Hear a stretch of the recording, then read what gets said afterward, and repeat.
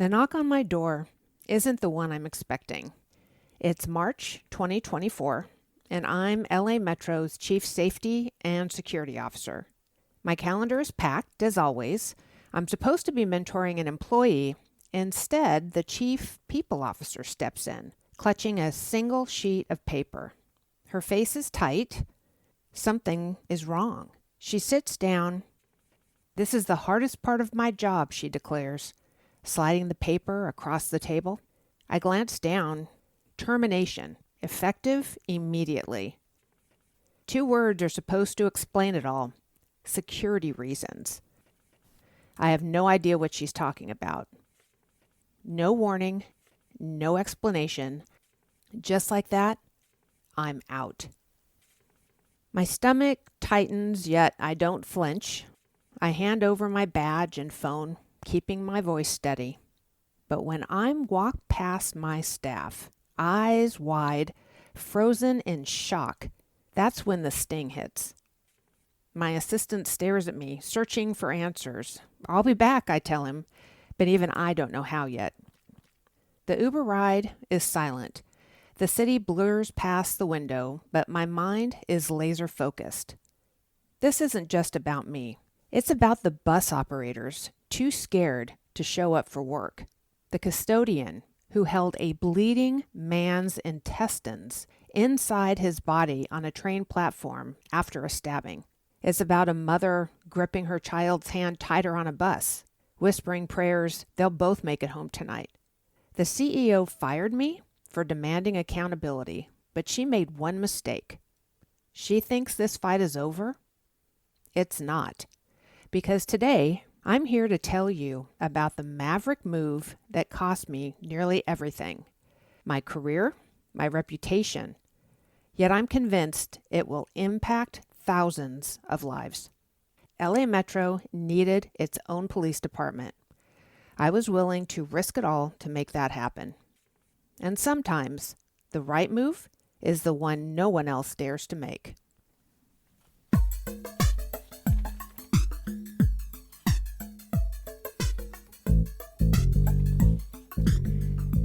Welcome to Making Maverick Moves. I'm your host, Gina L. Osborn. This is a daring and inspiring podcast where I dive deep with extraordinary individuals who embrace the absurd, defy the odds, and rewrite the rules to achieve extraordinary success. Each of my guests reveal the hill they were willing to die on, the bold moves that catapulted them into notoriety, and the consequences they faced along the way. With unfiltered honesty, we unpack the lessons learned from risking it all and show what it truly means to live life on our terms. This is a masterclass in audacity.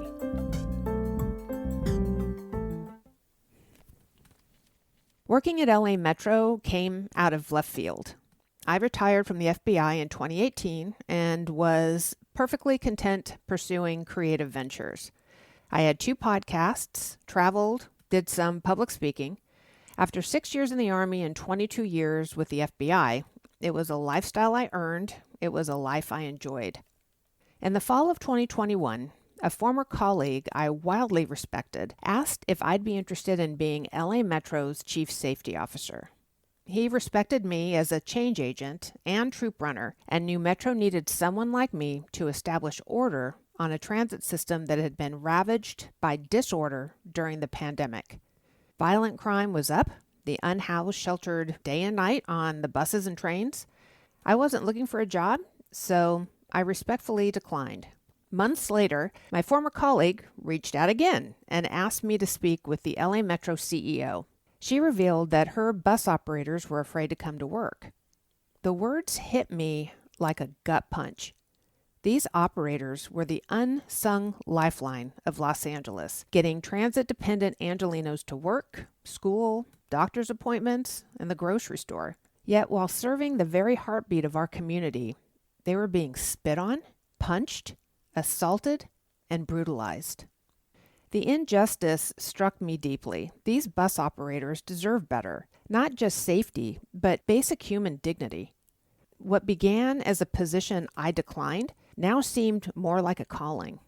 It wasn't just a job, it was a once-in-a-lifetime opportunity to significantly impact these employees, the riders, and the entire community. I submitted my resume. I was then interviewed twice, received an offer, negotiated that offer, and signed my contract all in the same day.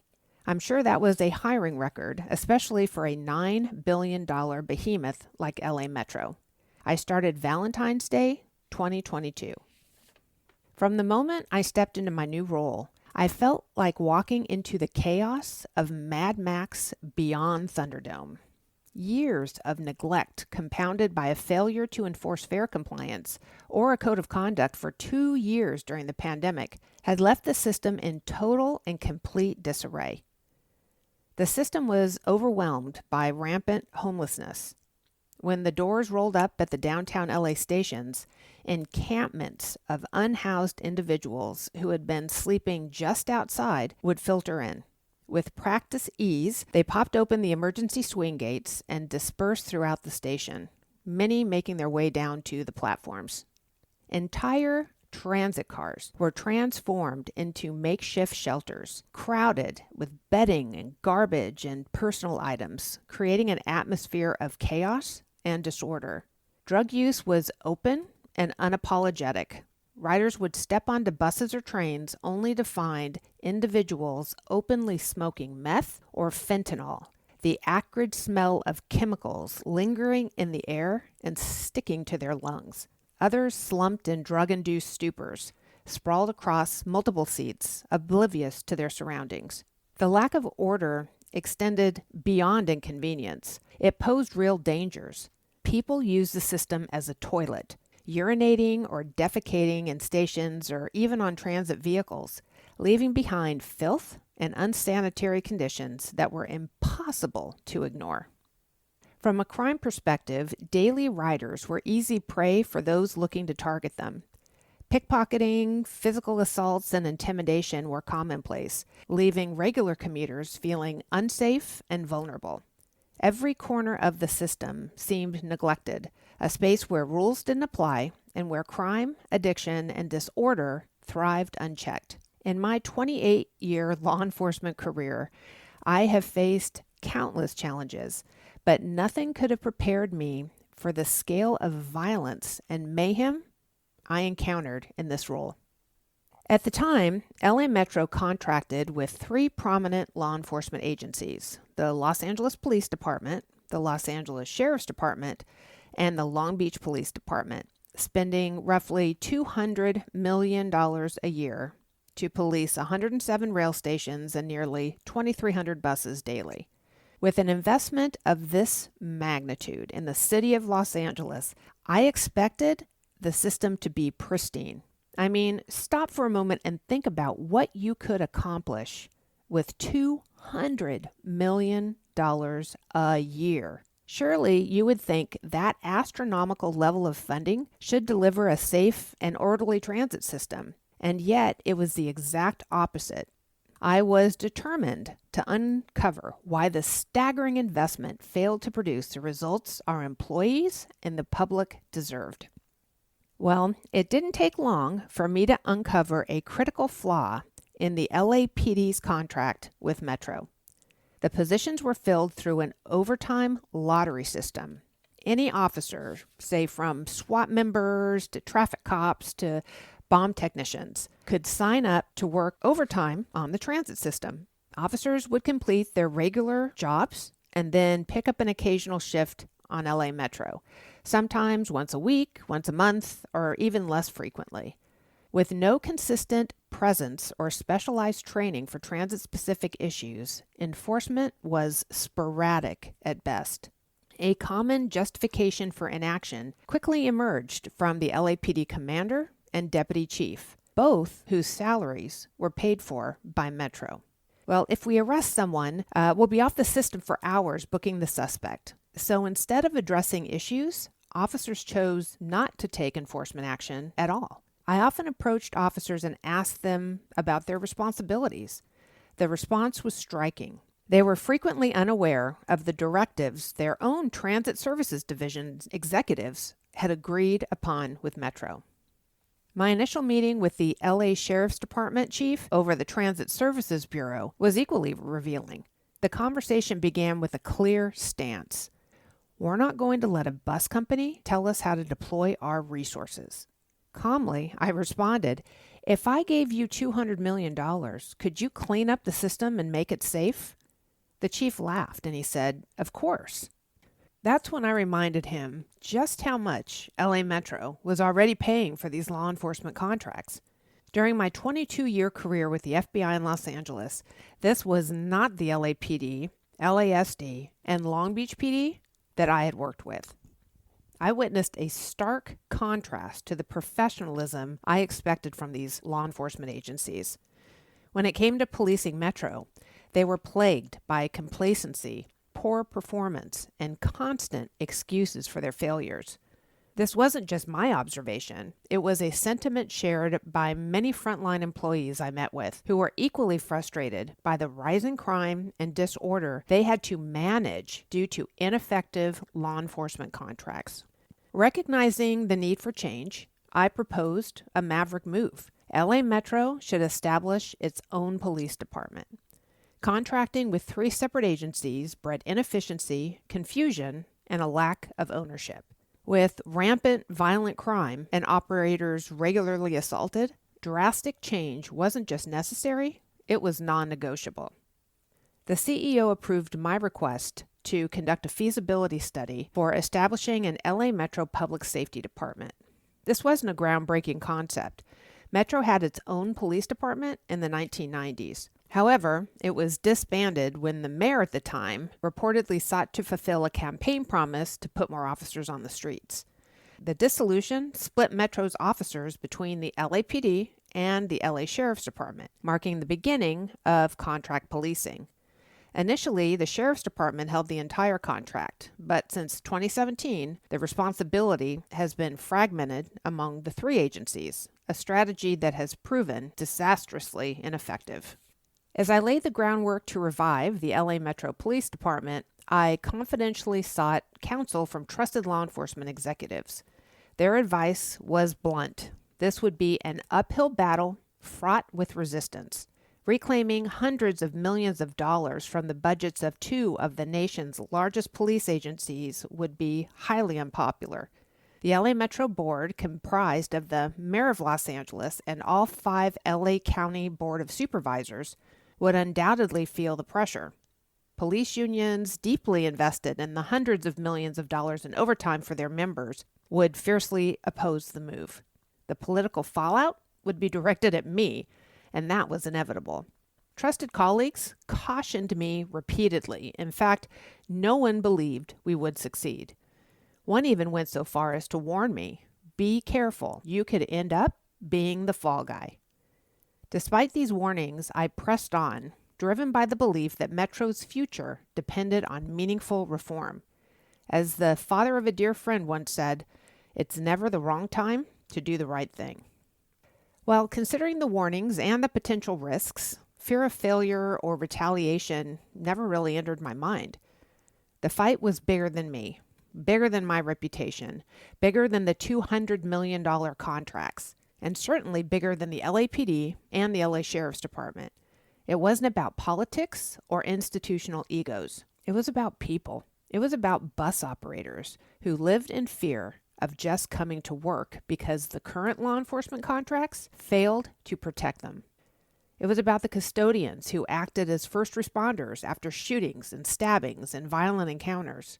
It was about the maintenance workers forced to wade through human waste and drug paraphernalia in the ancillary corridors just to get to their workrooms. Most of all, it was about the transit-dependent riders subjected to chaos, violence, and neglect every time they stepped onto the system. When I made the decision to embark on this journey, it was never about me. It was about creating a system where everyone, employees and riders alike, could feel safe and respected. That was the mission, and nothing else mattered. The feasibility study, initiated in July of 2022, was an ambitious and complex endeavor. However, the findings were clear. Metro could save approximately $35 million annually by establishing its own police department instead of continuing to pay inflated costs for 3 contract agencies with a history of underperformance. Once a board report was made public, the 3 law enforcement agencies immediately sought to discredit it. The LA Sheriff sent a formal letter to the CEO and board members disputing the findings. Meanwhile, my counterparts in the other contract agencies seemed unconcerned the board would vote against them, dismissing the idea of a Metro Police Department as an unrealistic proposition that would never materialize. Heading into the board meeting to share the results of the feasibility study, I felt a mix of apprehension and resolve. The vote would determine whether we could move forward, and if we failed, the dream of this new department would be dead in the water. The final decision carried tremendous implications for safety and security across the transit system. While there was an undercurrent of uncertainty, a calm steadiness seemed to anchor me.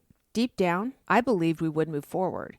I felt the unwavering support of my team, especially the transit security officers, dedicated Metro employees tasked with fair enforcement and maintaining the code of conduct on the system. There were more officers than normal providing security in the boardroom that day. I felt that was their way of showing me they had my back. Their stories lingered in my mind. Many confided in me how contract law enforcement officers and deputies often dismissed them, treating them like second-class citizens in their own home. This was their opportunity to be part of something transformative. Creating an in-house police department wouldn't just address safety concerns. It would establish a culture of respect and partnership where their work would finally be valued by their law enforcement counterparts. Still, behind the scenes, obstacles loomed. The sheriff's letter to the board attempted to undermine the proposal, sowing doubt among some of the members. Getting this item to a vote had already been an uphill battle, and I knew the outcome could go either way. As the meeting progressed, something extraordinary happened. The Metro Board not only agreed that creating a dedicated transit public safety department was a viable path, but they also bypassed the usual deliberative process entirely. What I expected to be a small step forward turned into a bold leap. The board instructed Metro to develop an implementation plan to establish the new department. In an instant, what had seemed like an impossible idea gained undeniable momentum. Now all the board had to do was approve the implementation plan, so we were only one vote away from success. With that pivotal decision, the fight was on. The task ahead was monumental, developing an implementation plan to create a public safety department which housed thousands of employees, while simultaneously crafting a deployment model that would ensure accountability to justify it. The measures weren't just necessary to justify the transition, they were critical to laying the foundation for a new department that could finally deliver the safety and security Metro riders and employees deserved. In July 2023, my team and I launched a bold initiative to unite every public safety entity working on Metro. Law enforcement, transit security officers, transit ambassadors, contract security, and homeless outreach services. A study we conducted revealed that 96% of those arrested on the system couldn't provide proof of fare, a statistic that underscored just how critical it was to take action. We dedicated countless hours collaborating with contract law enforcement executives to devise a groundbreaking deployment plan. The strategy was simple but transformative.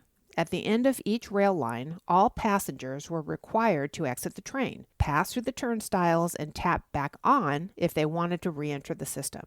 This process not only enforced fare compliance, but also acted as a powerful deterrent to those sheltering or loitering on the network. For the first time, we had complete visibility into our law enforcement deployment. I knew where officers were, when they were there, and exactly what their roles entailed, ushering in a new era of accountability. With this transparency, I directed my quality assurance team to monitor implementation closely, while the Metro Inspector General conducted an audit to ensure rigor. I even took it a step further by initiating CCTV access on my office computer, allowing me to personally oversee and evaluate our efforts in real time. What we constantly observed were missing officers and deputies, a troubling trend that undermined the entire effort. At the end of the line station, instead of actively offloading passengers, officers and deputies were often seen standing idly next to the turnstiles, deep in conversation. They failed to follow through on their core responsibility of offloading passengers or removing individuals from the trains. As a result, people who should have been escorted off remained on the platform and were allowed to board the next train. This was not just a breach of protocol. It was a complete waste of time and taxpayer money, as the mission was never being fulfilled. I repeatedly shared my observation with the law enforcement executives at LAPD, LASD, and the Long Beach Police Department. Yet, despite my persistent reports, little changed. The problem continued unabated. As we neared the finalization of the implementation plan board report in March of 2024, tensions were rising on the political front. It became clear to me law enforcement executives, including, I was told, the sheriff himself, were meeting privately with individual board members to dissuade them from voting to create the new department. I suspected these efforts were starting to have a negative impact on the CEO. She had excluded me from meetings with the contract law enforcement chiefs, sheriff, and their staff. As I had sent her detailed reports on the contract law enforcement deficiencies, I noticed her beginning to distance herself from conversations with me about the new department. I was uninvited from a meeting with Mayor Karen Bass, who is also the Metro Board Chair, where I was to provide an update on the progress of the implementation plan. The back channels were buzzing with complaints about me from contract law enforcement executives to board members and their staff, an inevitable consequence of holding them accountable. When we come back, I'll share the breaking point that led to me getting fired and explain how every crisis comes with an opportunity. Are you about to make a bold move or a decision that could have a significant impact? We have the perfect playbook for you. As a thank you to you, our listener, we're giving away a free downloadable guide to help you make those strategic moves, which can be scary, with confidence. A Maverick Move isn't about reckless risks. It's about calculated, strategic defiance that leads to extraordinary breakthroughs. But before you take the leap, you need a plan. That's why we're giving you the Maverick Moves Playbook, your ultimate guide to knowing when to take action, when to wait, and when to pivot. Learn how to choose the right battles. Prepare for the consequences, both the wins and the setbacks. Build resilience, adaptability, and unwavering confidence. Download your copy today, free at GinaLOsborn.com. Because the boldest moves don't just happen. They're built on strategy, courage, and follow-through. The breaking point came when sheriff deputies failed to perform at the downtown Santa Monica station, an issue that would prove to be pivotal. On several occasions in February of 2024, LASD deputies were either absent from their assigned posts, sitting in their cars, or standing idle on the platform, rather than fulfilling their agreed-upon duties. On March 15th, 2024, I conducted a spot check at the downtown Santa Monica station and quickly discovered that deputies had been absent from their posts for hours. At 1:37 p.m., I sent a text to an LASD executive informing him that no deputies had been at the station since 10 o'clock that morning. Through my own investigation, I learned that the LASD Transit Services Bureau golf tournament was taking place the same day at the Pico Rivera Golf Club. The event had numerous sponsors listed on the advertisement, with proceeds earmarked to fund the LASD Baker to Vegas running team. Remarkably, no one from the Sheriff's Department had notified me of this event taking place. That same day, I reached out to Metro's Inspector General asking a straightforward question.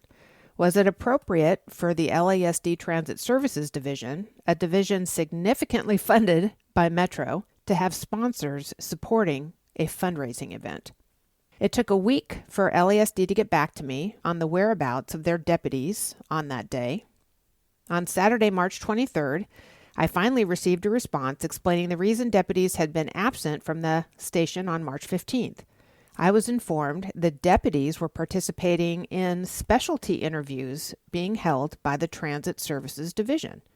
While I couldn't categorically say this wasn't possible, it struck me as highly improbable that the LASD Transit Services Division could manage all of its metro deployments, host a large golf tournament, and conduct specialty interviews all at the same time, especially when no deputies had been seen at the downtown Santa Monica station since 10 o'clock in the morning that day. The situation felt far-fetched and my doubts only deepened. I forwarded the LASD email to the Metro Inspector General, and she advised that a full investigation would be initiated.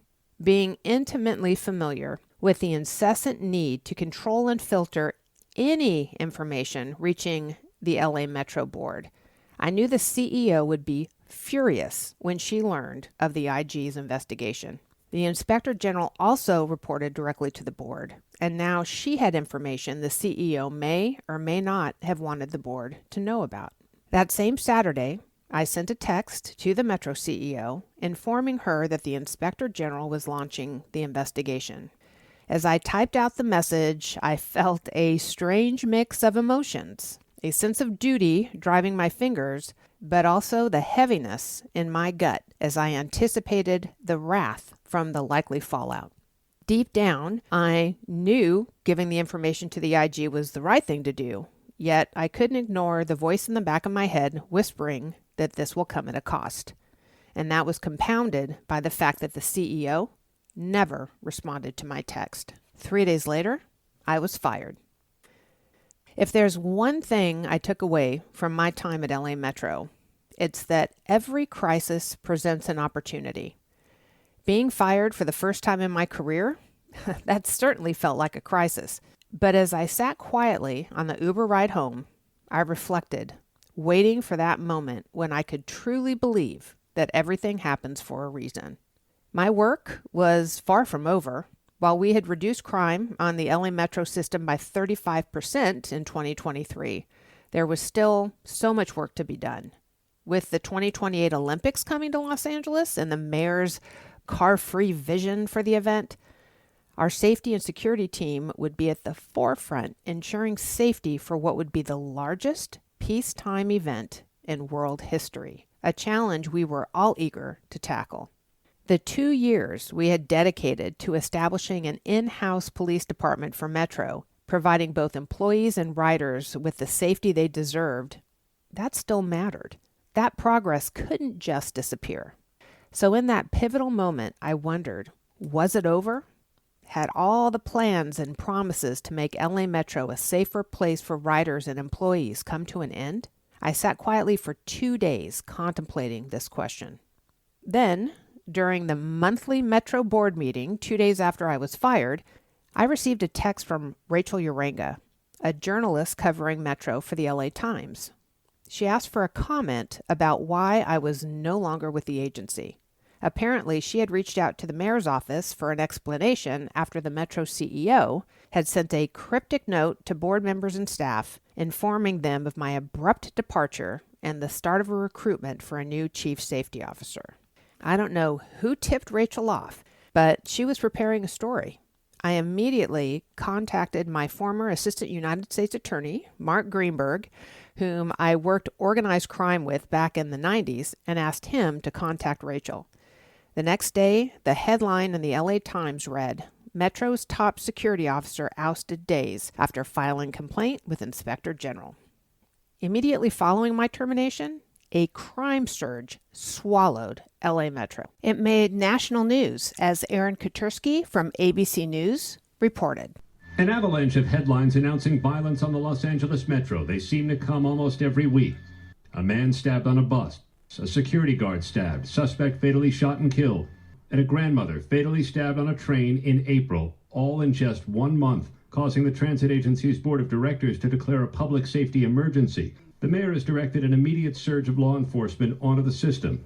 LA Metro was now all the news was talking about, and surprisingly, they wanted me to talk about it. It wasn't over. Here was the opportunity to finish my work and contribute to Metro getting its own police department.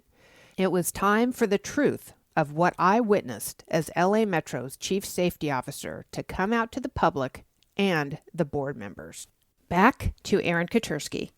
Osborn supports the establishment of an MTA police force to address issues specific to a transportation system. She argues that security would be improved while also saving the agency more than $35 million a year. I mean, imagine being in your workplace right now and having somebody come and spit in your face. That is a traumatic experience. So when you ask, what's the difference between municipal policing and transit policing? The transit police officers, they know that it's a priority to get the people who are attacking or assaulting the bus operators off the system. Elisa McCree, LA Times TV on Spectrum. So while you were there, you'd been an FBI agent, so you know from security. What did you report? I mean, you were basically trying to sound the alarm. Well, I noticed some significant performance issues with the law enforcement partners. There was a time earlier this year when an individual had died on a platform during the day, and over a 6-hour period, it took a transit ambassador to identify the person when 5 Los Angeles police officers were on that platform, paid for by Metro, and they were not patrolling the way that they should have. Marla Tejas, Fox 11 News, Los Angeles. You were essentially saying that LAPD, Long Beach PD, LASD, these are the contracted law enforcement agencies to secure Metro, that they're not showing any urgency. What do you mean by that?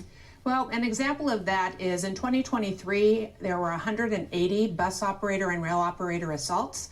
And of those 180 assaults, and that could be someone spitting on a bus operator to someone stabbing an operator. So there's a variety of different things that happen. So there were 180 cases, and fewer than 30% of those were even filed with the district attorney's office. So in my opinion, there should have been relentless follow-up, because the frontline employees, the number one asset for LA Metro, and they shouldn't be afraid to come to work. The John Phillips Show, AM 790, KABC. I think the bigger issue is that the CEO, Stephanie Wiggins, is more interested in expanding the system than she is in securing the system that she already has. And I can tell you I'm sure you and all of your listeners have seen this week what happened at the Allen station over in Pasadena, where the woman was beaten on the platform, thrown onto the tracks, and then thrown over a concrete wall onto the 210 freeway. And it's just horrific video footage that has been playing all week on the news. And I can just tell you ask you, how many more assaults and deaths have to occur before LA Metro and its board recognizes that the CEO has failed when it comes to making the system secure. Do you think she realizes what kind of fire she's playing with if they don't fix this problem before the Olympics gets here, and some athlete or some dignitary is the victim of a violent crime on one of those trains or buses? I don't think we have to wait until then. How many more deaths have to happen before we recognize that the CEO does not get it? She needs to go, and they need to bring somebody in who is going to make lasting change. In June 2024, the Metro Board meeting agenda included the item for approving the implementation plan for the LA Metro's Public Safety Department, and I knew I had to be there. That decision wasn't even a question in my mind. This was the hill I was willing to die on. And when you make that choice, it's about the cause. It's about finishing what you started and seeing it through, no matter what the personal cost. Attending that meeting wasn't just a responsibility. It was a moral imperative.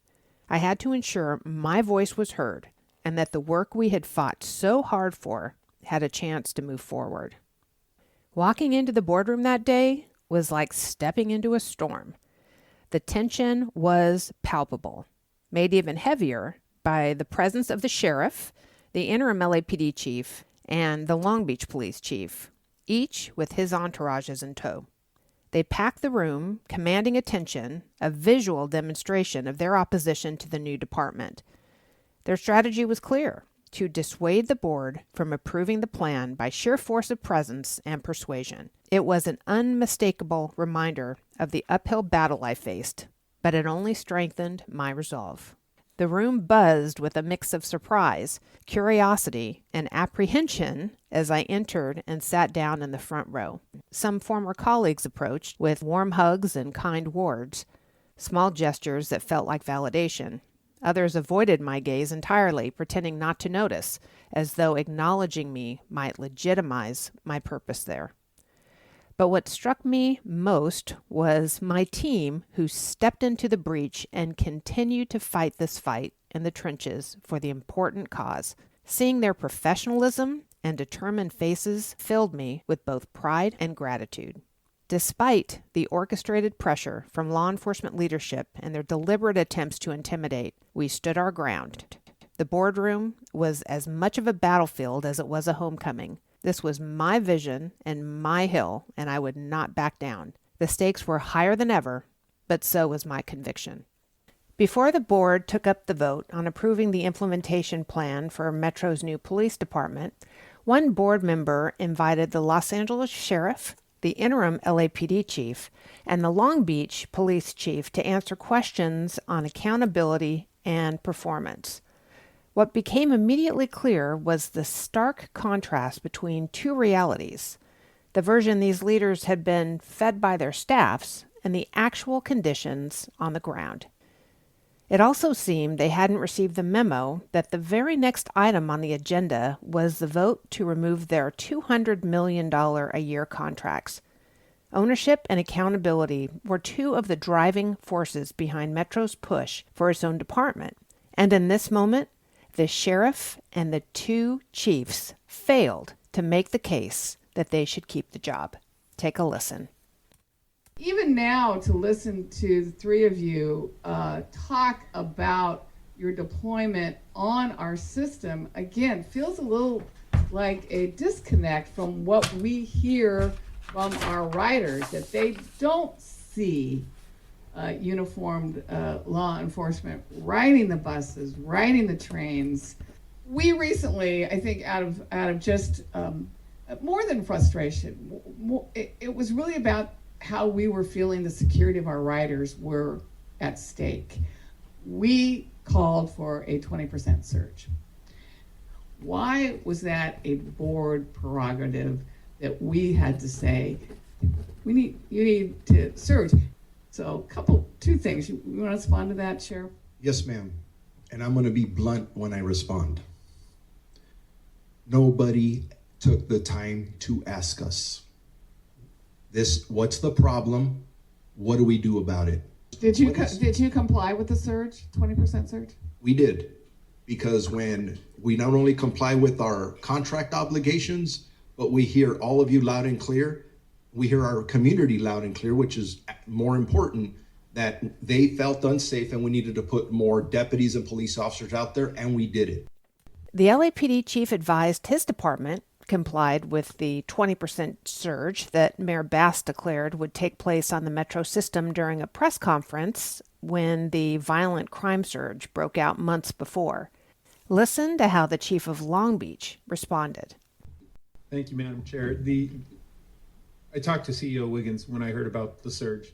We are a data-informed, evidence-based police department. There was no evidence or data to inform a surge within the Long Beach area. And so the staffing model and I shared this with Stephanie, the staffing model for us did not change because I treat the Metro the same way I would treat any neighborhood or community in our city. It's based on the data, based on the information that we're getting, based on community feedback, Metro feedback, and then we determine the best operational posture to have within the guidelines of the contract and what we've agreed upon. And so while there was an ask for a surge, the evidence and the data in Long Beach didn't necessitate or warrant a surge. And the only way to do that would have been to pull resources, valuable resources, from the bordering neighborhoods that we have to provide police services. So you did not? We didn't surge. Then came the defining moment. After the Metro, system security and law enforcement team delivered a comprehensive and expertly crafted report outlining the implementation plan, the LA Board Chair and Mayor of Los Angeles weighed in. Last month, the board directed a surge in law enforcement to respond to an uptick in violent incidents on Metro system. We instructed the 3 contracted agencies to be visible and present on Metro's buses, rail cars, and in stations. And I want to take a moment and commend the LAPD for not only hearing the board's direction, but taking our instructions to staff up and increase their presence and visibility seriously. What the surge brought to the forefront was the need to enhance Metro's ability to keep riders safe, and that's what we're obviously talking about today. In the presentation before, LAPD and the sheriffs responded one way, Long Beach police responded another way to the surge, and later maybe our CEO can respond to whether or not she was aware of that or whether that was a decision that they made independently. So having greater control and accountability over law enforcement, this is why I'm supporting us moving forward with a new model. And again, a new model that will take years to implement. It should be noted that the Long Beach Police Department's contract expired last December, and they're no longer policing Metro trains and platforms throughout their city. Then it was my turn. As I stepped up to the microphone, my voice cracked with nerves, and I even stumbled over my words. But this moment was bigger than my nerves. This was a defining moment, one that had been years in the making. The road to this point had been long, filled with both victories and setbacks. I had fought hard for what was right, and I had also paid the price. And now, standing before a board that knew I had been fired from Metro, I had no idea how they would react. Then I saw it. Smiles, nods of support. In that instant, I knew I had to speak my truth, so I did. I'm Gina Osborn, former Chief Safety Officer here at LA Metro. I support the approval of this new department. In 2002, I met with LASD executives who told me they wouldn't let a bus company tell them how to deploy their resources. When I asked if they could secure our transit system with $200 million a year, they confidently said, of course. I reminded them that's what Metro was already paying. Over the next 18 months, the failures of 3 municipal law enforcement agencies to work effectively in a transit environment became evident. In 2023, fewer than 30% of operator assaults were filed with the district and city attorney's offices. Metro employees who are spit on, punched, and have urine thrown on them deserve justice. The lack of relentless follow-up is one of many reasons Metro needs its own public safety department. The status quo hasn't worked in the past, it's failing now, and it will be a catastrophic as we approach the 2028 Summer Olympics. Our riders and frontline employees deserve better. As the board members deliberated, their support for creating Metro's own police department was undeniable. But perhaps the most telling moment came after the sheriff and the 2 chiefs finished their segment. Along with most of their entourages, they promptly exited the boardroom. That action alone spoke volumes. They weren't true partners in Metro's vision for safety and security. They were simply contractors.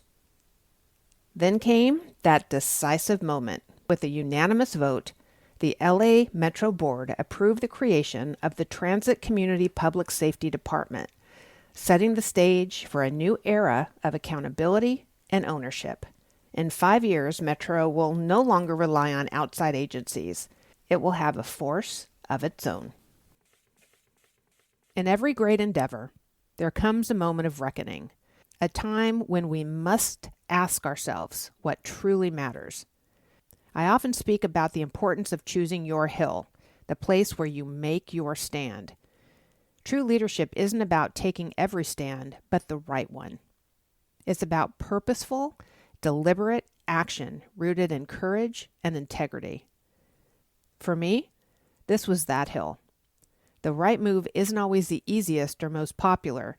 It's the one that aligns with your values and serves the greater good. Making Maverick Moves means having the courage to challenge the status quo, even when the road ahead is uncertain and resistance looms large. It's about trusting your instincts, committing to a cause bigger than yourself, and embracing the risks that come with striving for meaningful change. True leadership often requires venturing into uncharted territory, standing firm in your convictions, even when the odds are against you. Maverick moves aren't about personal glory. They're about building something greater, transforming systems, uplifting others, and creating a lasting impact. The power of these moves lies not only in the victories achieved, but in the relentless determination to push forward, knowing that the boldest decisions often lead to the most profound changes. So, I challenge you. What injustice will you stand up to, no matter what the cost? What is your Maverick move?